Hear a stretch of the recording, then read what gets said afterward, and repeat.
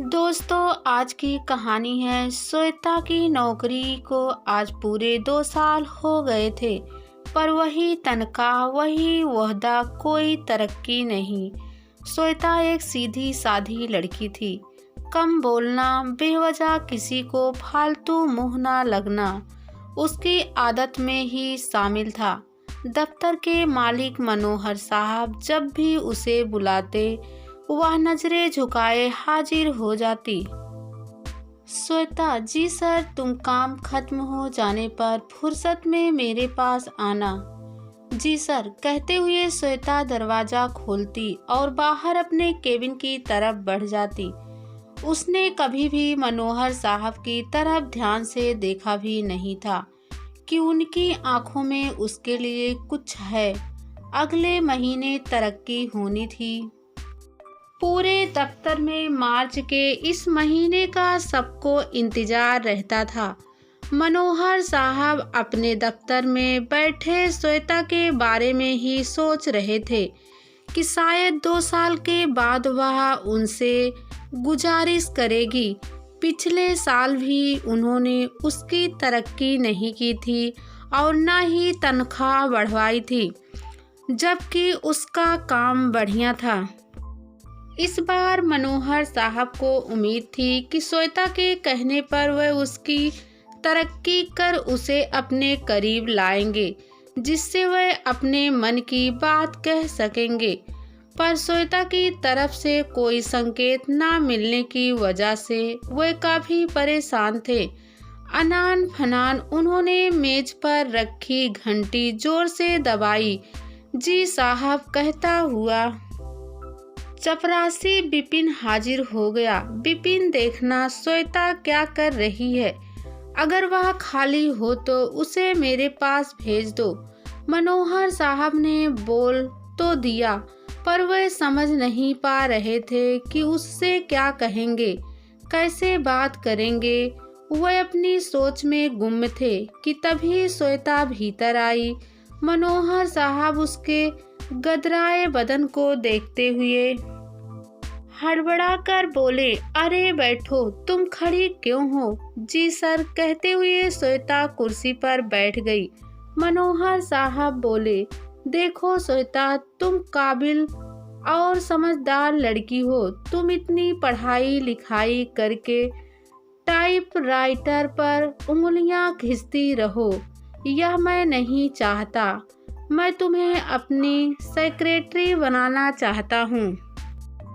क्या इस शब्द के साथ श्वेता का मुंह खुला का खुला रह गया। वह अपने भीतर इतनी खुशी महसूस कर रही थी कि मनोहर साहब के चेहरे पर उभरे भाव को देख नहीं पा रही थी।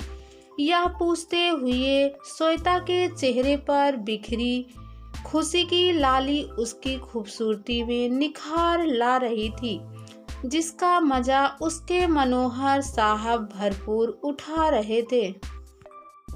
कल से ही तुम यह काम संभाल लो। यह कहते हुए मनोहर साहब को ध्यान भी नहीं रहा कि अभी इस महीने में 5 दिन बाकी है, उसके बाद पहली तारीख आएगी। मनोहर साहब के कल से जवाब के बदले में श्वेता ने कहा, ठीक है सर, और जाने के लिए कुर्सी छोड़कर खड़ी हो गई। पर सर की आज्ञा का इंतजार था। थोड़ी देर बाद मनोहर साहब बोल पड़े, ठीक है, तुम जाओ। श्वेता को मानो इस बात का इंतजार था। वह अपनी इस खुशी को अपने परिवार में बांटना चाहती थी। वह अपना पर्स टटोलते हुए अपने केबिन में पहुंची और वहां सभी कागज वगैरह ठीक करके घर के लिए चल पड़ी। अपने परिवार के पसंद की खाने की चीजें लेकर घर पहुंची। रास्ते में उसके जेहन में वे पल घूम रहे थे जब 3 साल पहले उसके पिताजी की मौत हो गई थी। 1 साल तक माँ की परिवार की गाड़ी चलती रहती थी। श्वेता ने बीए पास करते ही नौकरी शुरू कर दी थी ताकि उनकी दोनों छोटी बहनें पढ़ सके। एक छोटा भाई सागर था जो अभी तीसरी क्लास में था। श्वेता के 12वीं की इम्तिहान के बाद ही सागर का जन्म हुआ था। तीनों बहनों का लाडला था सागर, पर पिता का प्यार उसे नहीं मिल सका था। श्वेता को अपनी सोच में गुम हुए पता न चला कि घर आ चुका था। रोको भैया रोको, मुझे यही उतरना है, कहते हुए श्वेता ने पैकेट संभालते हुए ऑटो रिक्शा का पैसा चुकता किया और घर की सीढ़ियों पर चढ़ते ही घंटी बजाई। छोटी बहन संगीता ने दरवाजा खोला। सबसे छोटी बहन सरोज भी उसके साथ थी। दीदी के हाथों में पैकेट देखकर दोनों बहनें हैरान थी। अभी वह कुछ कहती उससे पहले श्वेता बोल पड़ी, सरोज, आज हम सब बाहर का खाना खाएंगे। इसके बाद वह तीनों भीतर आकर माँ के पास बैठ गई। माँ भी श्वेता को देख रही थी। तभी वह बोली, माँ, आज मैं बहुत खुश हूँ। अब आपको चिंता नहीं करनी पड़ेगी। आप खुले हाथों से खर्च कर सकती हैं। अब मुझे 10,000 रुपये तनख्वाह मिला करेंगी। श्वेता की बातें सुनकर माँ और ज़्यादा हैरान हो गई। श्वेता ने आगे कहा, मैं अपनी बहनों का इंजीनियर और डॉक्टर बनाऊंगी। अब इनकी पढ़ाई नहीं रुकेगी। कहते हुए श्वेता के चेहरे पर ऐसे भाव आ गए जो पिता की मौत के बाद कॉलेज छोड़ते हुए आए थे। श्वेता की तरक्की से पूरा दफ्तर हैरान था।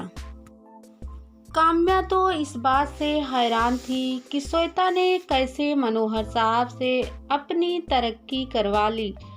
अगर उसे पता होता कि मनोहर साहब भी मैनेजर जैसे हैं तो वह अपना ब्रह्मपास मनोहर सर पर ही चलाती। वह फालतू ही मैनेजर के चक्कर में पड़ गई। उसे अपने आप पर गुस्सा आ रहा था। काम्या चालबाज लड़की थी। उसने आते ही मैनेजर को अपने माया जाल में फांस कर अपनी तरक्की करा ली थी। पर यह सब दफ्तर का कोई मुलाजिम नहीं जानता था।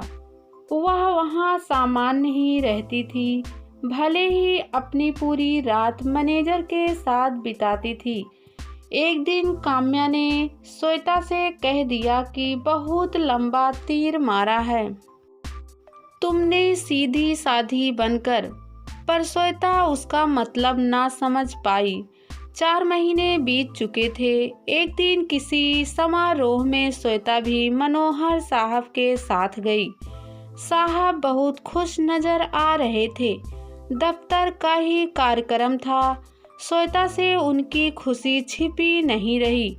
उसने पूछ ही लिया, सर, आज कोई खास बात है क्या? हाँ श्वेता, तुम्हारे लिए खुशखबरी है, कहते हुए वह मुस्कुराने लगे। मेरे लिए क्या? हैरान श्वेता देखती रह गई। समारोह खत्म होने पर तुम साथ चलना, कहते हुए श्वेता का जवाब जाने बिना मनोहर साहब दूसरी तरफ चले गए। पर वह विचलित हो गई कि आखिर क्या बात होगी। समारोह तकरीबन 4 बजे खत्म हुआ और साहब के साथ गाड़ी में चल पड़ी। वह रात जानने जो उसके साहब को खुशी किए था और उसे भी कोई खुशी मिलने वाली थी।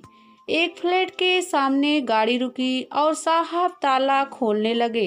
अंदर हाल में दीवान बिछा था, सोफे भी रखे थे। ऐसा लग रहा था कि यहाँ कोई रहता है।